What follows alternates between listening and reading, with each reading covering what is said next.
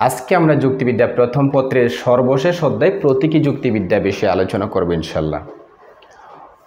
খুবই গুরুত্বপূর্ণ আলোচনা। প্রত্যেকে শুরু থেকে শেষ পর্যন্ত লেকচারটি মনোযোগ সহকারে দেখার চেষ্টা করবে এবং অবশ্যই নোট করবে।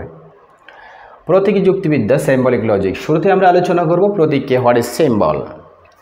কোনো কিছুকে নির্দেশ করার জন্য বা ব্যক্ত করার জন্য বা প্রকাশ করার জন্য যে চিহ্ন ব্যবহার করা হয় তাকে কি বলে? প্রতীক বলে। সো আমি আরেকবার বলছি, প্রতীককে আগে বলে কোনো কিছুকে নির্দেশ করার জন্য বা ব্যক্ত করার জন্য বা প্রকাশ করার জন্য যে চিহ্ন ব্যবহার করা হয় তাকে কি বলে? প্রতীক বলে। শুরুতেই আমরা যুক্তিবিদ্যায়, প্রতীকী যুক্তিবিদ্যায় যে প্রতীকগুলো ব্যবহার হবে সেই প্রতীকগুলো সম্পর্কে পরিষ্কার ধারণা রাখার চেষ্টা করব। তোমরা একটা চার্ট দেখতে পাচ্ছ, একটা টেবল দেখতে পাচ্ছ, প্রত্যেকে মনোযোগ সহকারে প্রতীকগুলো একটু একদম পরিষ্কার ধারণা নেওয়ার চেষ্টা করো। প্রতীক, প্রতীকের নাম, কাজ বা ব্যবহার। আমরা একটু পরে যাবো, সেটা প্র্যাকটিক্যালি প্রয়োগ দেখাবো। প্রতীক, শুরুতে দেখতে পাচ্ছ বিন্দু, এটার নাম হচ্ছে বিন্দু। বিন্দুর কাজ কি? এবং ও আর এদের জন্য প্রতীক ব্যবহার হবে কি? বিন্দু। তাহলে বিন্দু কার জন্য ব্যবহার হবে? এবং ও আর, একটু পরে দেখাচ্ছি আমি। এছাড়া নাল কার জন্য ব্যবহার হবে? যদি তবে এই বক্তব্যটির জন্য, এই কথাটির জন্য নাল প্রতীকটি ব্যবহার করা হবে। এরপরে কি? ফলা কার জন্য ব্যবহার হবে? অথবা না হয় এদের জন্য ব্যবহার করা হবে ভ্যাল বা কি? ফলা। এরপর ত্রিদার, কেবল যদি এদের জন্য ব্যবহার হবে ত্রিদার। না নয় এদের জন্য ব্যবহার হবে কোন প্রতীক? ডেউ, ইংলিশে বলা হবে নেগেশন। সো যাই হোক, তোমরা আশা করি বুঝতে পারছো প্রতীক কী ব্যবহার হবে। আমরা ওদিকে থাকাবো না। প্রত্যেকে বিন্দু কার জন্য? এবং ও আর। নাল কার জন্য? যদি তবে। ফলা কার জন্য? অথবা না হয়। ত্রিদার, কেবল যদি এদের জন্য। নেগেশন, ডেউটা কার জন্য? নয় বা না এর জন্য ব্যবহার হবে। আমি প্রতীকটা রেখে বাকিটা একটু মুছে নিচ্ছি। আমরা এবার প্র্যাকটিক্যালি যাব, সত্য সারণী করব বা প্রতীকের একটু ব্যবহার দেখব। প্রথমে আমি যাব, বিশেষ করে প্রতীকগুলি আমরা কোথায় ইউজ করব? প্রতীকী যুক্তিবিদ্যায় নির্দিষ্ট প্রতীক ব্যবহার করে যুক্তির অন্তর্গত বাক্যের সত্যতা ও মিথ্যতা নির্ণয় করা হয়ে থাকে।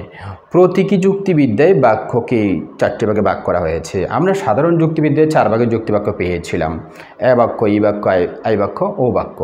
সো যাই হোক, আমি সেদিকে যাচ্ছি না। প্রতীকী যুক্তিবিদ্যায় আবার যুক্তিবাক্যকে 4 ভাগে বিভক্ত করা আছে। প্রতীকী যুক্তিবিদ্যার 4 প্রকারের যুক্তিবাক্যকে প্রতীক ব্যবহার করে সত্য সারণীতে রূপান্তর করার চেষ্টা করব, সত্য সারণী নির্ণয় করার চেষ্টা করব। সো যাই হোক, প্রথমে আমি লিখলাম একটি সংযোজিত যুক্তিবাক্যের উদাহরণ: পড়াশোনা করো এবং সাথে ব্যবসা করো। সো এবং যদি মাঝখানে থাকে তাহলে অবশ্যই খেয়াল রাখবে এটি একটি সংযোজক যুক্তিবাক্য। তোমাদের একটু আগে বলেছি এবং ও এদের জন্য প্রতীক কি? বিন্দু। সো আমি খুব খেয়াল রাখবা, এবং এর আগে যে অংশটি রয়েছে সেটাকে বলা হয় পূর্বক অংশ, তার জন্য প্রতীক ব্যবহার করা হয় যুক্তিবিদ্যায় পি। এবং শেষের যে অংশ রয়েছে সেটার জন্য প্রতীকী যুক্তিবিদ্যার সংকেত ব্যবহার করা হয় কি? কিউ। আর মাঝখানে যদি এবং ও থাকে তাহলে বিন্দু, আর যদি মাঝখানে অথবা থাকে তাহলে ফলা, আর যদি তবে থাকে তাহলে অবশ্যই মাঝখানে হবে নাল। সো যাই হোক, এই সংযোজক যুক্তিবাক্যের সত্য সারণী, ট্রুথ টেবল, সত্য সারণী কীভাবে নির্ণয় করবা?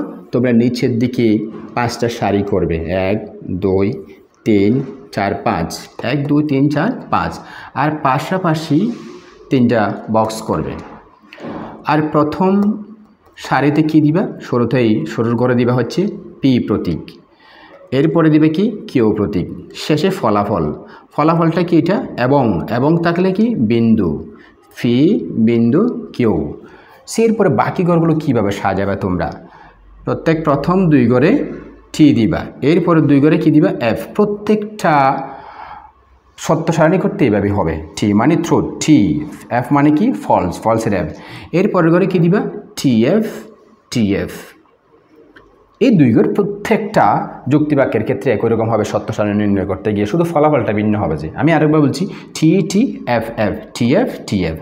তাহলে এবং এর ক্ষেত্রে ফলাফল কীরকম হবে? যে যদি বিন্দু থাকে ফলাফল কীরকম হবে? 2টায় যদি টি হয় তাহলে ফলাফল হবে সত্য, মনে করো তুমি এক জায়গায় চাকরি করো, তোমাকে বলা হলে আজকে কক্সবাজার এবং রামু দুইটা দিয়ে কাজ করবে। তুমি রামুতেও কাজ করেছো, কক্সবাজারেও কাজ করেছো, তাইলে ফলাফল ট্রুথ। আর তুমি কক্সবাজারে কাজ করেছো, রামুতে কাজ করো নাই, তাহলে মিথ্যা। তুমি আজকে তোমার যথাযথ দায়িত্ব পালন করো নাই। আবার নতুবা তুমি কক্সবাজারে কাজ করো নি, রামুতে কাজ করেছো, অবশ্যই ফলস। তুমি এক জায়গায় কাজ করেছো, আরেক জায়গায় করো নি, আর এক জায়গায় কক্সবাজারেও কাজ করো নি, রামুতেও করো নি, তাইলে একদম ফলস। সো এবং এর ক্ষেত্রে, তার মানে সংযোজিক বাক্যের ক্ষেত্রে ফলাফল কীভাবে আসবে? টি হলে সত্য হবে, আর বাকি সবগুলোই ফলস। টি এফ ফলস, এ পাশে এফ, এ পাশে টি, তাও ফলস, দুইটা এফ হলেও কি ফলস। তোমরা শুধু এই সারটা শুধু মাথায় রাখলে হবে, আর কিচ্ছু নেই। এর মধ্যে তোমরা 3 নাম্বার পেয়ে যাচ্ছ। আর খুব খেয়াল রেখো তো, যদি সেটা মাঝখানে অথবা থাকে, নতুবা যদি তবে থাকে, যদি পড়াশোনা করো, এই যে যদি, আমি পুরো লিখতেছি না, যদি তবে এভাবে যদি থাকে, আমি একটা উদাহরণ দিলাম, যদি পড়াশোনা করো তবে পাস করবে, তাহলে প্রথম যে অংশ আছে সেটার জন্য পি, শেষে অংশটার জন্য কিউ, আর যদি তবের জন্য এই জায়গায় একটা নাল হবে, নাল। প্রাকল্পিক যুক্তিবাক্য 2 নম্বরে প্রাকল্পিক, আমি উদাহরণটা লিখলাম না, তোমরা একটু খেয়াল রেখো। যদি পরিশ্রম করো তবে সফল হবে, পরিশ্রম করো তার জন্য পি, সফল হবে তার জন্য কিউ, যদি তবে এর জন্য কি নাল, ফলাফল হবে কি পি নাল কিউ। সো সেই ক্ষেত্রে কি হবে? প্রথম দুটো ঘর ঠিক থাকবে, T T F F, T F T F. ফলাফল কীভাবে আসবে তাইলে যদি তবের ক্ষেত্রে? টি টি, যদি পড়াশোনা পরিশ্রম করেছো সফল হয়েছে, তাহলে সত্য। পড়াশোনা করেছো সফল হওনি, ফলাফল আসেনি, মিথ্যা। পড়াশোনা করোনি বা পরিশ্রম করোনি, সফল হয়েছ, সফল তো হয়েছ, তাহলে অবশ্যই সত্য। পড়াশোনাও করোনি, পরিশ্রমও করোনি, সফল হওনি, এটাও সত্য। সে এরপরে যদি এটা অথবা দিয়ে থাকে, অথবা, তার মানে হচ্ছে বৈকল্পিক যুক্তিবাক্য। পড়াশোনা করো, এ দুটো ঠিক আছে, অথবা ব্যবসা বাণিজ্য করো। অথবার জন্য সংকেত কি? এই যে ফলা, এই যে ফলা। শুধুমাত্র লাস্ট চিহ্নটা চেঞ্জ করো।